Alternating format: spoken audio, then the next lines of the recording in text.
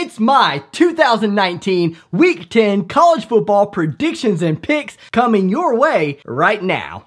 Warning. All prediction and preview videos are recorded on the Friday prior to the week of the games covered. As a result, any injuries, benchings, and any and all information available to me in each team's last performance are unknown at the time of recording. As the season goes on, these will be more and more accurate. In other words, enjoy. What is up, and welcome to another special edition of Lego on Fuego's college football predictions and picks. Now, for you newcomers here, this is all for entertainment purposes only, kind of like how College Game Day does prior to the noon kickoff games. It's meant for fun only and to be debated in the comments below respectfully. However, if you mostly are concerned with only the spread picks, they're going to be pinned in the comments below on Monday or Tuesday as soon as I can get around to it. So this video is more of a teaser and an idea of what I think about these upcoming games, but they are not my spread picks because I can't make those spread picks until I know the spreads. So far on the year, I am this record, which I think is pretty good, so you're welcome to use my picks in the pinned comments, but again, this is for entertainment only, okay? Alright, disclaimer over. This week is an okay week, not a lot of great games, but some really good games. Let's start off as we always do with a segment I call Score for No Reason, where I give you a score, but I don't give you a reason. NC State at Wake Forest. I like Wake at home, 38-33. Lots of scoring. Boston College at Syracuse. I'll take Boston College. They're the better of these two bad teams. I like them 26-24. Pitt at Georgia Tech. Georgia Tech is a rambling wreck, all right. I like the Pitt Panthers on the road, 30-22. West Virginia at Baylor. The Baylor Bears, 42-31. Kansas State at Rock Chalk Jayhawk. I'll take the Wildcats, but closer than the experts think. Only 28-25 Wildcats. Bam! Did them dirty. Alright, the next segment is called Least Likely, Mid Likely, Most Likely, where I give you 3 games of the week, and I tell you who's the least likely to lose of the 3, the mid likely to lose of the 3, and the most likely to lose of the 3. What are those 3 games? We're going all ACC here with my Hurricanes at Florida State. Wide right. Got it. Next, my Fighting Irish at home against Virginia Tech. Cool. And lastly, my Wahoos on the road against North Carolina. Alrighty then. Let's do this thing. I'll start off with the least likely to lose, which in my opinion is a give me here by taking Notre Dame over Virginia Tech. Now, Virginia Tech has started to seemingly maybe get things together after starting out just 2-2. They now have wins over Miami and North Carolina, so they might be on the right track. As well as beating Rhode Island, but that was expected. Still, on the road in South Bend is no joke. They might be much improved, but they ain't on that level yet. Their only real shot is if the Irish put too much energy and effort into Michigan the prior week before, but I don't really see that happening. I like Notre Dame here, 40-21. The mid likely to lose was really tough to pick, honestly. I could see both of these teams losing, Miami at Florida State and Virginia at North Carolina. Both of those seem like tough road tests. But the team I see as less likely to lose of the two is Virginia, so I'll go with that. But here's the kicker. I think the Cavs are actually going to lose this game, which obviously means I think the Hurricanes are going to lose their game as well. I like North Carolina under Mac Brown, despite the fact that they've now lost 4 of their last 5 as I write this script out. But those 4 losses were only by a total of 12 points. So you can expect this game against Virginia and probably this past weekend's game against Duke to be close affairs. I love the Wahoos. They're a very fundamental and classy program. You guys know that. But I like the Heels in this particular game, 27-24. Now, the reason why I have the Noles over the Canes is that the Canes don't necessarily have a lot of road experience. This will be just their 3rd road contest in their first 9 games this season. That's not a lot of testing and endurance outside of your home stadium. Now, the caveat to that is obviously Florida State's not exactly dominant at home or anything like that. This game is really just a coin flip. It's usually like that pretty much every time they play, but this year it seems truer than ever. I know some Canes fans and some Noles fans are going to disagree with this, but in my honest opinion, I think both squads deserve better coaching staffs. I know both sides are going to say their coaches early in their tenure. I just don't see it with either coach. The talent on both sides is outstanding, but not always on display. And both teams seem to always get in their own way. I just think that this time around, Florida State will get in its own way less than Miami will get in its own way. Give me FSU 30-27, unless it comes down to a field goal. In which case, flip that score, Miami 30-27. Again, don't forget to check the pinned comment below on Monday or Tuesday for my finalized actual picks against the spread. Those picks change in comparison to what's in this video, so you'll want to check them out. Okay, next let's go over some commenter questions. Always one of my favorite segments here is I get you, the wonderful viewers, involved. Alright, first up is my boy Desmond Clark, who's been very supportive of this channel. I really appreciate it, man. He writes, I don't get it. Wisconsin blows out Michigan, Michigan blows out Illinois, and then Illinois goes and beats Wisconsin. Like I said in my reply, man, if you did this every year, you could probably find a way where Georgia Southern would beat Alabama just by taking the upsets and linking them all together. One of the things I like about college football is you have to bring it every single week in and week out. Wisconsin, whether they want to admit it or not, got caught looking ahead to Ohio State. Thanks again for the comment, Desmond. You're the man. Citrus Aviation, someone else who has been very, very supportive on this channel, says this. He says, is there a way we can all pick our games and see who out of the subscribers is the best at making picks each week? I definitely encourage this, guys. I want this thing to be huge in future years. I think I can grow it each year, year in and year out. There is such a place. You won't be able to catch up overall record-wise, but you'll be able to see who wins week by week. And going into next year, you can start from scratch and see who is the best total. That is on this channel's Yahoo College Football Pick'em page. You just have to type in Yahoo College Football Pick'em on Google. And when you get there, log into the page. The group code is 407 and the password is Corso with a capital C. Again, I really, really want this to be a thing in the future. So go ahead. I encourage you to sign up for that if you think you can beat me and outpick me. You can't. Thanks, Citrus Aviation. Look forward to competing with you there. Micah Hurd writes, I feel like you're going to jump through the screen and bite me. How do you feel now? Comment of the week this week, as I had a lot to choose from. This is always very hard for me because you all really give me some love on here and show me a lot of support. I definitely appreciate it, but I can only pick one each week. This time it goes to FYE or Phi. I'm thinking FYE. She, that's very important, she, I actually commented back to her just now and let her know that 99.4% of my viewers are actually male. So to know that you're part of the 0.6%, that is amazing and awesome. I really appreciate you watching my channel and supporting me the way that you do, and you gotta love a woman that loves college football. So she said, enjoy the game this weekend. I understand you're busy, but I definitely missed your picks this week. Lego on Fuego is the most slept on channel on YouTube today. That means a lot. He be on point as well as entertaining and gives you some of the best picks. Well, I try to be humble, but you make it hard. I'm kidding. I definitely try to remain humble. I just want to entertain and have fun doing this. I don't want to claim that I'm an expert or anything of the sort, but I'm okay at making picks and I'm comfortable giving them to you guys. Again, I reiterate, make sure you check the pinned comments though, not necessarily the picks in this video. FYE or Phi, comment on this video if you're watching it. Let me know how to pronounce that in the future. Regardless, I really appreciate your involvement in this channel. It means the world.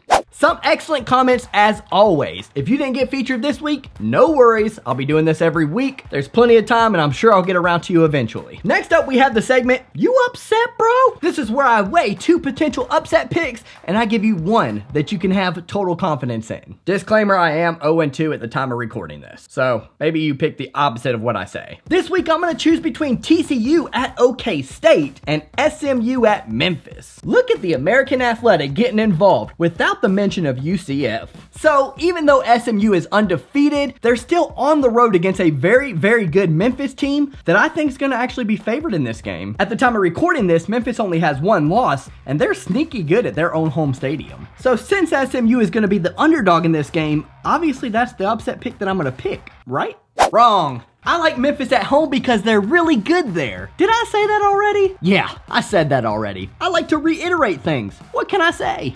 Hey! Are you enjoying this college football show right now? Do you like that it's fun, entertaining, and just different/unique? If so, I welcome you to the community. Please consider subscribing right here. It would mean the world to me if you became a part of this community and commented below so that I can talk to you there. I do everything I can to talk to as many people as I can because I think that that's the best aspect YouTube has to offer. All of us talking over one common interest. Imagine. All right, back to your regularly scheduled program. So last week I didn't choose either of the potential upsets. I went outside the grain and grabbed another one that I saw potential in. This week I thought about doing the same thing, but I'm not going to. I think I'm gonna go with TCU on the road off of a hunch alone. Make sure you check that pinned comment, that could change. Alrighty, time for Crush or Compete. This is where I take some okay games on the slate and I let you know if the favorite is going to crush the underdog or if the underdog is going to compete with the favorite. Let's go over some of those games, shall we?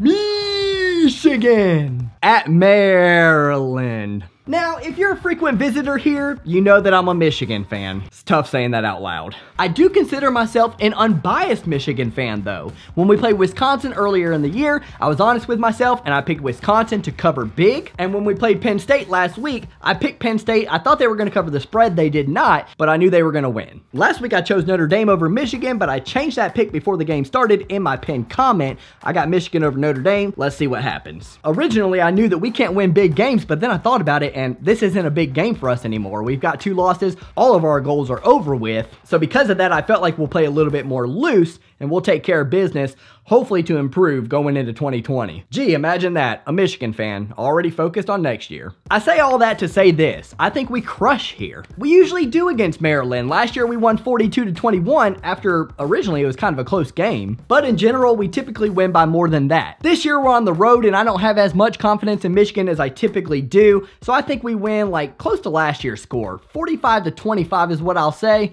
but I still think that's crushing it. Next! Oregon at Southern Cal. This one's at Southern Cal. They've been pretty good there. 4-0 with wins over Stanford and Utah, good there, to be specific. I think they not only keep it close, but hear me out on this, they could pull off the upset. Oregon has still looked good on the road, but not near as good on the road as they do at home. They had to really put forth their best effort in the 4th quarter at Washington, which of course is a tough place to play. Assuming Oregon beat Wazoo last weekend, which is definitely no give me, their only real 2 tests ahead of them that stand between them and a possible playoff bid will be at Arizona State and this one at USC. I'm actually not going to give a pick on this one. I know that really stinks for everybody that's curious on it, but I just don't want to flip-flop here, so I want to know all the information I need to know before picking this game. It will be in the pinned comments below, I promise, but as a sneak peek, I really think I might be leaning towards Southern Cal to do it. Despite what I said about them at the beginning of the season, I think Southern Cal's a pretty good team, and Slovis has definitely proven to be more than serviceable as quarterback. Next! Ole Miss at Auburn. Man, Ole Miss has definitely proven to be more than the laughingstock that we originally thought they were going to be coming into the 2019 season. Their record may just be 3-5, but they have competed in most of the games that they lost this season. Like at Memphis versus Cal, at Mizzou, and versus Texas A&M specifically. And old Rich Rod is having himself a good old time calling plays in the booth. Am I right? Jeez, that brings back memories. Now, I love Auburn's front 7, but yeah, we know. You don't love Bo Nix. I don't love Bo Nix yet. Again, I think he has a great opportunity to be a really good quarterback at Auburn, but right now he's just still too young and raw. Really curious to see what he does this weekend against LSU. If you're watching this, you've already seen that. The SEC is of course a tough place to be a freshman quarterback and succeed at. Still, I think that Auburn relatively crushes Ole Miss. I'm gonna say 38-24. Is that a crush? Again, it's my show. If I say it's a crush, it's crush-ish. War Eagle! How about South Carolina at Vandy, Lego? Now, I really love this matchup. It's really fun to watch and it typically has its close games. But I think this is another crush-ish game. How about Vandy? Getting it done at home and really ruining Missouri's SEC East chances. As if they had any to begin with. But I really like what I've seen out of South Carolina lately. That defense really stepped up against Georgia and the offense did so against Florida. And honestly, that Florida game, it wasn't really indicative of the final score. I think South Carolina let it get out of hand late. The Gamecocks may have let some of the bad calls against them ruin their momentum and their game plan as a whole. That's a stinky part of football. But it is a part of football. Overcoming the human element known as the zebras. Represent! I just wanted to blow my whistle. Haven't done it in a while. False formation. Downfield, illegal. Second down. In this one, they'll get some better home cooking and they'll roll 34-21. Okie doke, let's finish strong this week with some big games. Utah at Washington and Georgia versus Florida in Jacksonville, which got renewed until the 2023 season. Dope. First off, let's go with the Utes against the Huskies. Now, I have a lot of subscribers from both of these teams, so I apologize because I know I'm gonna make one side angry. And the side that I'm gonna make angry is the Utes side. But less to do with the Utes not being ready for this one and more to do with Washington. They're gonna be amped here. The Huskies were that close to knocking off the Ducks at home. Up 31-21 late and just could not muster up some points when they needed it most or get a stop when they needed it most. I thought that Jacob Eason played excellent. Probably his best performance against good competition this season. Going 23 for 30 for 289 yards, 3 touchdowns, and most importantly, 0 interceptions. Ahmed impressively carried the ball 24 times for 140 yards. That's 5.8 yards per carry. The defense basically held Oregon to 21 points almost into the 4th quarter. So what I'm saying here is I expect for Washington to come into this game with the same kind of enthusiasm and hype as they did Oregon, except this time they won't falter late. Washington will do everything it can to make Utah one-dimensional, and if I'm being honest, that is my concern about Utah. Nothing against Tyler Huntley's arm, but to be honest, it's not what I would want to count on in a game like this. They'll need that arm late, and I like Washington's defense more than I like Huntley's throwing ability. Huskies 30, Utah 27, and what I think is going to be a very, very awesome football game. Cannot wait for it. And now for the world's largest outdoor cocktail party.